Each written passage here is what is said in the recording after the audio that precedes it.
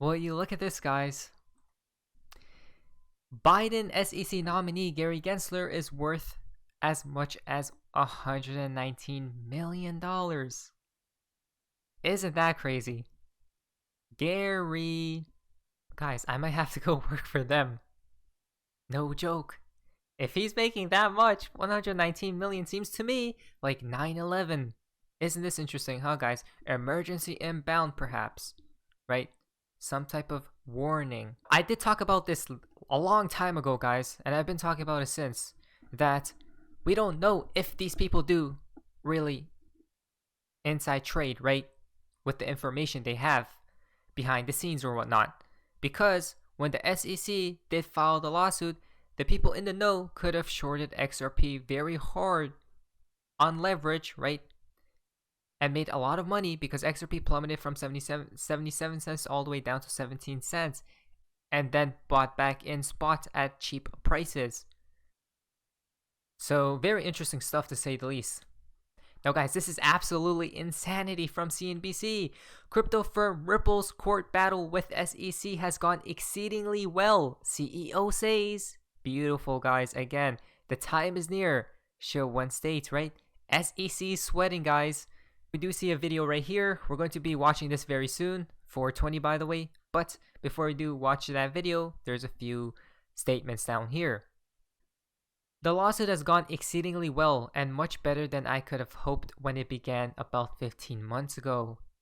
Damn, it's been that long, guys. Isn't that crazy?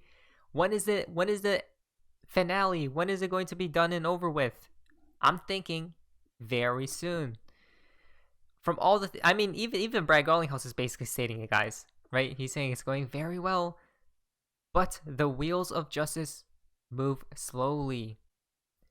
This case is important, not just for Ripple, it's important for the entire crypto industry in the United States. He said, it would be really negative for crypto in the United States if Ripple loses. Most tokens trading on platforms in the US would be deemed securities, Brad Garlinghouse said, meaning those platforms would have to register with the SEC as broker-dealers. That's cost, that's friction. If you determine XRP as a security of Ripple, we have to know every person that owns XRP, he said. That's an SEC requirement. You have to know all of your shareholders. That's not possible. Wow, again, this is how it's basically guaranteed, obviously not financial advice, that Ripple is about to win this SEC lawsuits, shenanigans, facade show, or there will be a settlement taking place. Listen to this, guys. Well, the way Ripple uses the XRP token in our tech stack, we use it to enable that cross-border, extremely fast and extremely reliable transaction. So we use XRP because of its attributes that make it fast and inexpensive.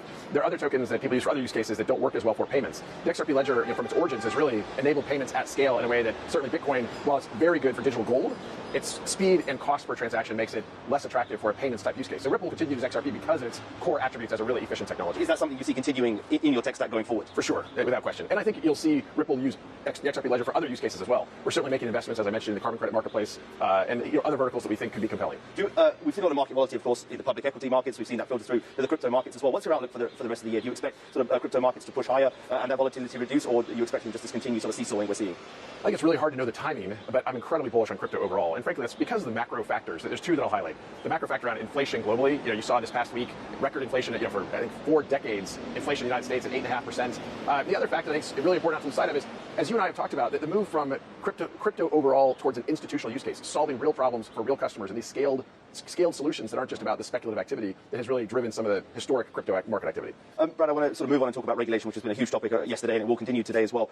You're currently in a legal battle with an SEC. December 2020, and the core question there is around a nuanced legal question. Is XRP a security? And did Ripple sell, is XRP an investment contract? Did Ripple sell unregistered securities? Did I, Brad Garlinghouse, sell XRP as an unregistered security?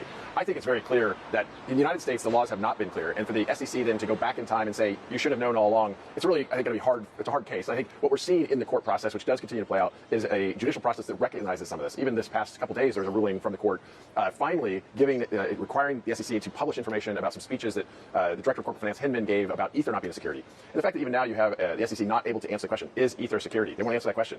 They're saying there's clarity, but then they won't provide clarity. They're saying they won't comment on specific projects, but then they comment on Bitcoin. Bitcoin is one of the largest projects, but yet still just a project. And just in terms of broader crypto market regulation, we had, of course, the executive order from President Joe Biden. At the time, there's a lot of criticism. Well, it doesn't sort of go far enough. It's not laying out specifics. What's your view on it? Did you think it was significant for the market? I think it was very significant. I think it's very positive.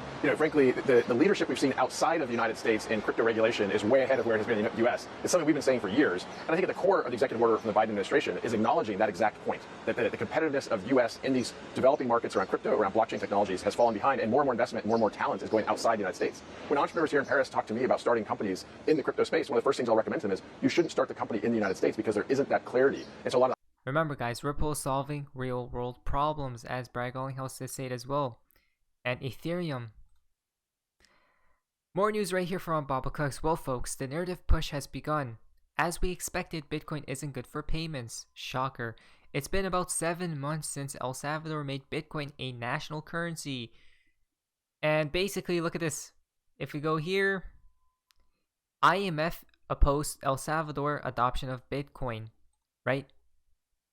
Come on, guys. All the bad narratives are with Bitcoin. All the good narratives are with XRP. It's right there, but still people don't seem to see. Digital perspectives, the suite of Bitcoin mining equipment being crushed, note what you hold. I believe we may be witnessing a form of tulip mania, and it may just be to keep retail off of gold. So basically, wow, look at this, guys. Why did the tulip mania bubble burst? In February 1637, a long time ago, tulip traders could no longer find new buyers willing to pay increasingly inflated prices for their bulbs. As this realization set in, the demand for tulips collapsed and prices plummeted. The speculative bubble burst. Isn't that interesting, huh? So everyone was buying. And then one day, everyone just had a realization this may be a huge bubble, right? Is this happening with Bitcoin? Think about it. And remember, guys, the tulip traders could no longer find new buyers willing to pay increasingly inflated prices, right? So the higher these tulips went or whatnot, less people were buying. Seems to me that's happening with Bitcoin. Perhaps a bubble burst seems to be upcoming. Crushing the Bitcoin, what? Miners. So basically, again, do we see what's happening? And more proof right here from CNBC once again. Apollo's head of sustainable investing says we need to speed up the transition towards clean energy, right? Clean energy. So everything is about this climate narrative agenda. Even Mr. Poole tweeted about that. That's where the world seems to be heading towards, guys. Listen very carefully.